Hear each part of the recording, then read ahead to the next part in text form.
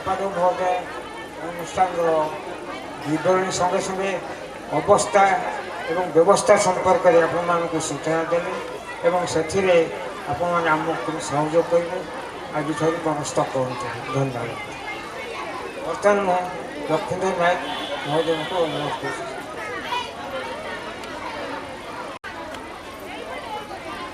विवेकानंद शिक्षा केन्द्रर 28तम सांबत्सरिक उत्सवर सभापति संपादक मुख्य वक्ता मुख्य अतिथि एवं तीनोटी विद्यालयर प्रधान शिक्षक शरद सार एवं ए विद्यालयर गुरुमा गुरुजी एवं मो सामने बसी माँ माने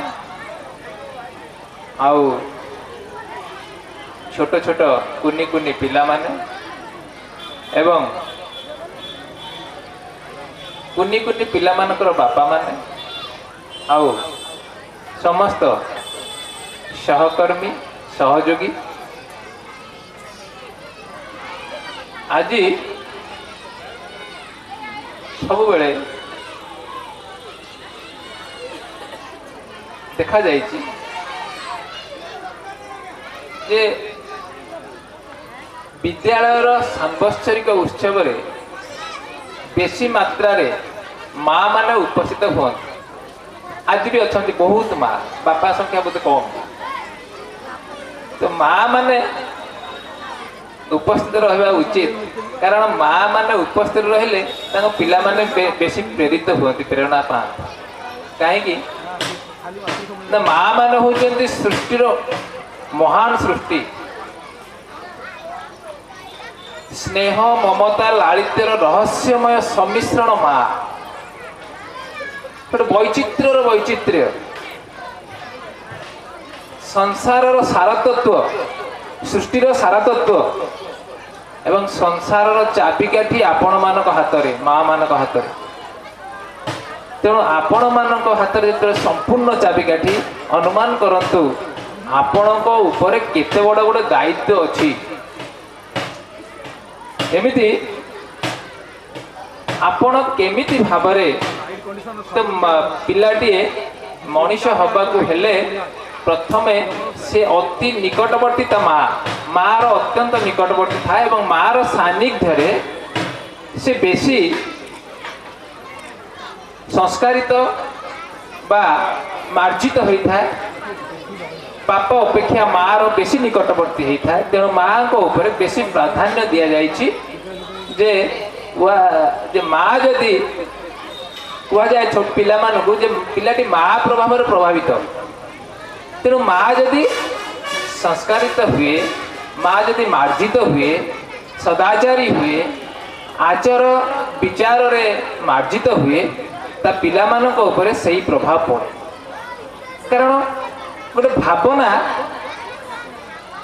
उपरे निजर आचार व्यवहार निर्भर करे गोटे माँ रो भावना सुस्थ सदाचार एवं निर्मल रहिबा दरकार जो भावना यदि सुस्थ न रहिला कार्य बिगड़ी जीव भावना सुस्थ न रहिले भाषा बिगड़ी जीव भाषा बिगड़ी गले कार्य सब बिगड़ी जीव तेणु माँ उपरे संपूर्ण भार पिला मानकर जीवनर तेणु जीवनर पिला जीवन को से केमती गढ़े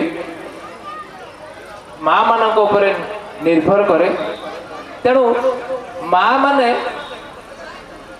अधिक सुंदर देखा जावाई माँ मैंने अधिक सुंदर देखा जावाई चाहती भीतर गोटे सद्भावना सदिच्छा रहा दरकार कारण भीतर भाव चेहरा को सुंदर कराए आपण भीतर गोटे सुंदर भावना जदि रहा सदिच्छा रहा आपण को सौंदर्यमय कर तेणु जार भीतर जी सुंदर सी हसीदेले सी अधिक सुंदर तेणु टॉल्स्टॉय कहले ଟଲଷ୍ଟୟ କହିଲେ smiling is the best cosmetic.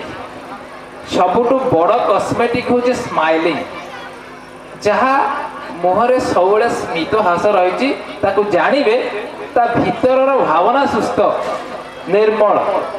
ତେଣୁ ଯଦି ଭାବନା ଆପଣଙ୍କର ସୁସ୍ଥ ତାହେଲେ ଆପଣଙ୍କ ମୁହଁରେ ସେଟା ପରିସ୍ଫୁଟ ହୁଏ ଏବଂ ଆପଣ ଭାବନା ସୁସ୍ଥ ହେଲେ ସେହି ଭାବନାରେ ଯେଉଁ କାର୍ଯ୍ୟ ଆପଣ କରନ୍ତି ତାକୁ ପିଲା ଅନୁକରଣ କରେ, ସିଏ ଆପେ ଆପେ ମାର୍ଜିତ ହୋଇଯାଏ, ଆପେ ଆପେ ସଂସ୍କାରିତ ହୋଇଯାଏ।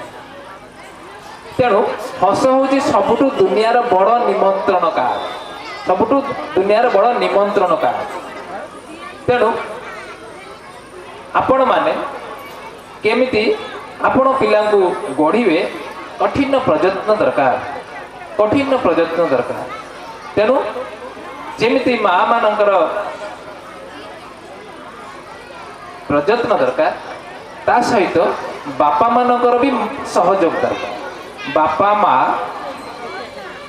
ଗୁରୁ ଗୁରୁଜନ ଏମାନେ ସମସ୍ତଙ୍କର ଦାୟିତ୍ୱ ଅଛି ଗୋଟେ ପିଲାକୁ ଠିକ୍ ଭାବରେ ମଣିଷ କରିବା, ଠିକ୍ ଭାବରେ ମଣିଷ କରିବା। ତେଣୁ ମୋର କହିବା କଥା, ଛୋଟିଆ କଥା ଯେ କହୁଛି, ପଶ୍ଚିମ ଜର୍ମାନୀରେ ଜାଇଗର ବୋଲି ଗୋଟେ ପିଲାଟିଏ ସେ କାର୍ଯ୍ୟ ଅନ୍ୱେଷଣରେ ଥିଲା। ସମୟକ୍ରମେ ତାକୁ ଗୋଟେ ଯେଉଁ ମୋଟର କାରଖାନାରେ ଗୋଟେ କାମ ମିଳିଲା। ତାର କାମ ହେଉଛି ସଫେଇ କରିବ। ସେ ତାର କାର୍ଯ୍ୟଟା ଏତେ ନିଷ୍ଠାର ଏତେ ଫୁର୍ତ୍ତିର କଲା ଯେ ସେ ମାଲିକଙ୍କର ଅତ୍ୟନ୍ତ ପ୍ରିୟ ପାତ୍ର ହେଲା। ଯେତେବେଳେ ସେ ମାଲିକଙ୍କର ଅତ୍ୟନ୍ତ ପ୍ରିୟ ପାତ୍ର ହେଇଗଲା, ତାହାର ସହକର୍ମୀ ଯେଉଁମାନେ ଥିଲେ ସେମାନେ ତା ପ୍ରତି ଈର୍ଷାନ୍ୱିତ ହେଲେ। ତେଣୁ ତା ଉପରେ ଗୋଟେ ମିଥ୍ୟା ଆରୋପ ଲଗେଇ ତାକୁ ଜେଲ୍ ପଠେଇଲେ। ସେ ଯେତେବେଳେ ଜେଲ୍ ଗଲା, ଜେଲରେ ସେ ଗୋଟେ କିଛି ଦଳ ସୃଷ୍ଟି କଲା। ଜେଲରୁ ଯେତେବେଳେ ବାହାରିଲା ସେ ଗୋଟେ ଡକାୟତ ହେଇଗଲା। ତାପରେ ଧରା ପଡ଼ିଲା, ପୁଣି ଜେଲରୁ ଗଲା। ସେଇ ଜେଲରେ ରହିବା ଭିତରେ ତାର ଆତ୍ମଗ୍ଳାନି ଆସିଲା। ଏତେ ଭାବରେ ତା ମନ ବେଦନା ଚିତ୍ତ ହେଇଗଲା ସେ ସାବୁନ ଖୋଳରେ ତାର ବେଦନାର ଗୋଟେ ଗୀତ ଲେଖିଲା। ସେ ଜେଲର ପାଦ୍ରୀଙ୍କର ହାବୁଡ଼ରେ ସେ କବିତାଟି ପଢ଼ିଲା। ସେ ସେଟାକୁ ପଢ଼ିଲେ, ସେ ଜାଣିଲେ ୟାର ଟ୍ରାନ୍ସଫର୍ମେସନ୍ ଆସିଯାଉଛି, ୟାର ବିକାଶ ସମ୍ଭବ। ତେଣୁ ତାର ବିକାଶ ପାଇଁ ତାର ଲେଖିବାର ବି ସାଧନ ଯୋଗାଇ ଦେଲେ ଅଧିକାରୀମାନଙ୍କୁ କହିକି, ଅନୁରୋଧ କରି। ତେଣୁ ସେ ତାରି ଭିତରେ ଗୋଟେ ଉପନ୍ୟାସ ଲେଖିଲେ, ଦି ଫୋର୍ଟ୍ରେସ୍ ନା। ସେ ଯେତେବେଳେ ଜେଲରୁ ବାହାରିଲେ ତାଙ୍କର ପାରିଶ୍ରମିକର ଯାହା ଥିଲା ତାକୁ ଖର୍ଚ୍ଚ କରି ସେ ବହିଟି, ସେ ଉପନ୍ୟାସଟି ବାହାର କଲେ, ଦ ଫୋର୍ଟ୍ରେସ୍, ଯାହାକି ଜର୍ମାନୀରେ ସେତେବେଳେ ସବୁଠୁ ଗୋଟେ ଚର୍ଚ୍ଚିତ ଉପନ୍ୟାସ ହେଇ ବାହାରିଥିଲା। ତେଣୁ କେତେବେଳେ ଭାବନାର ଟ୍ରାନ୍ସଫର୍ମେସନ୍ ଆସେ, ଯେତେବେଳେ ଭାବନା ନେଇ ଲୋକ ବା ପିଲା ମନୁଷ୍ୟର କେତେବେଳେ କେଉଁ ଚେତନା ଉଦୟ ହେବ ତାହା କହିବା କଷ୍ଟକର। ତେଣୁ ସମସ୍ତଙ୍କ ଭାବରେ, ସମସ୍ତଙ୍କ ଭିତରେ ଗୋଟେ ସୁସ୍ଥ ଭାବନା ଅଛି, ସୁସ୍ଥ କାର୍ଯ୍ୟ କରିବାର ଇଚ୍ଛା ଅଛି। ତାକୁ ଦରକାର ଯେ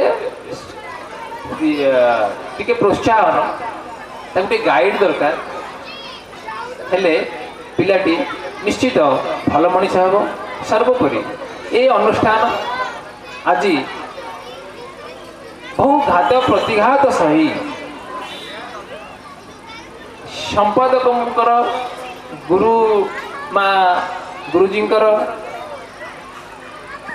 ବହୁତ କଠିନ ପରିଶ୍ରମ, ପ୍ରଯତ୍ନ ଏବଂ ସମ୍ପାଦକଙ୍କର ସାଂଗଠନିକ ଦକ୍ଷତା, ଗୁଣାଗତ ଦକ୍ଷତା ଏ ସ୍କୁଲକୁ ଏଇ ସ୍ଥାନରେ ଆସିକି ପହଞ୍ଚେଇଛି। ଏଇ ସ୍କୁଲରୁ ସେ କହୁଥିଲେ ଏଇ ସ୍କୁଲରୁ 3ଟି ସ୍କୁଲ ଏଇ ସ୍କୁଲରୁ 3ଟି ସ୍କୁଲ ହେଇଛି। ବର୍ତ୍ତମାନ ନିଜସ୍ୱ ପଇସାରେ ବଳିଘାଇରେ ଗୋଟେ ସୁନ୍ଦର ସ୍କୁଲ ହେଇସାରିଛି। ତେଣୁ କଠିନ ପ୍ରଯତ୍ନ, କଠିନ ପ୍ରୟାସ, ନିଷ୍ଠପରତା ଦ୍ୱାରା ସବୁକିଛି ସମ୍ଭବ ହେଇପାରିବ ଏବଂ 40 ପିଲା ରହିଥିବା ଜାଗାରେ ବର୍ତ୍ତମାନ ପିଲା ସଂଖ୍ୟା ବଢ଼ୁଛି। ତେଣୁ ଚେଷ୍ଟା, କାର୍ଯ୍ୟଶୈଳୀ ଏବଂ ଦୃଢ଼ଚିତ୍ତ ସମସ୍ତଙ୍କୁ ଠିକ୍ ଜାଗାରେ ଏବଂ ଠିକ୍ ସ୍ଥାନରେ ପହଞ୍ଚେଇବ, ବିଚଳିତ ହେବାର ନାହିଁ। ତେଣୁ ଆମ ପ୍ରଧାନ ଗୁରୁଜୀ କହୁଥିଲେ ଯେ ପିଲାମାନେ ଯେଉଁ କରୋନା ସମୟରେ ମୋବାଇଲରେ ବ୍ୟସ୍ତ ହେଉଛନ୍ତି, ମୋବାଇଲ ଦେଖୁଛନ୍ତି ମୋବାଇଲରେ। ତେଣୁ ମାଆ ମାନେ ଭଲ କଥା ସେ କହିଛନ୍ତି ଯେ ପିଲାମାନଙ୍କୁ ପାଠ ପଢ଼ା ସମୟରେ ଜଗନ୍ତୁ ପିଲା କ'ଣ କରୁଛି, ଗାଇଡ଼ କରିବାଟା ମୁଖ୍ୟ। ପିଲାମାନେ କ'ଣ କରୁଛି, କାରଣ ବର୍ତ୍ତମାନ ପିଲା ଦେଖାଯାଉଛି ମାଆ ପ୍ରଭାବରେ ପ୍ରଭାବିତ ହେଉନାହାନ୍ତି, ମିଡ଼ିଆ ପ୍ରଭାବରେ ପ୍ରଭାବିତ। ଆଉ ମିଡ଼ିଆ ହେଉଛି ଆତଙ୍କବାଦୀଠୁ ଆହୁରି ଡେଞ୍ଜର। ଆପଣ ଜାଣିଥିବେ ମିଡ଼ିଆରେ କ'ଣ କ'ଣ ସବୁ କଦର୍ଯ୍ୟ ଜିନିଷ ଆସେ, ସେ ପିଲାମାନଙ୍କୁ ଦୂରେଇକି ରଖନ୍ତୁ। ପାଠ ପଢ଼ିବା ସମୟରେ ଯାହା ପାଠ୍ୟ ଜିନିଷ ଆସୁଛି ତା ଛଡ଼ା ଆଉ କୌଣସି ସମୟରେ ତ ମୋବାଇଲ ଦିଅନ୍ତୁ ନା। ତେଣୁ ମାଆ ମାନଙ୍କୁ ନିବେଦନ, ସେମାନଙ୍କର ଯେମିତି ଗଛ କେମିତି ଭାବରେ ବଢ଼ିବ, ମାଳିର କାର୍ଯ୍ୟଶୈଳୀ ଆଉ ତାର ନିଷ୍ଠା ଉପରେ ନିର୍ଭର କରେ। ତେଣୁ ପିଲା କେମିତି ଗୋଟେ ମଣିଷ ହେବ, ଭଲ ମଣିଷ ହେବ, ମାଆ ମାନଙ୍କର ଗୁରୁ ଦାୟିତ୍ୱ। ତେଣୁ ଏଇ ଶିକ୍ଷକ ଗୁରୁମା ଆଉ ଗୁରୁଜୀ ମାନେ ଆପଣଙ୍କ ମାନ ପରେ ତାଙ୍କର ମଧ୍ୟ ଦାୟିତ୍ୱ ଅଛି। ସେ ପିଲାମାନଙ୍କୁ ନିଜର ସନ୍ତାନବତ୍ କେମିତି ଦିଗ୍ଦର୍ଶନ ଦେବେ, ତାଙ୍କୁ ଠିକ୍ ଭାବରେ ପାଠ ପଢ଼େଇ ତାକୁ ଦୁନିଆର ଗୋଟେ ସୁନାଗରିକ କରିବେ। ତେଣୁ ସେମାନଙ୍କର ମଧ୍ୟ ଗୁରୁ ଦାୟିତ୍ୱ ଅଛି।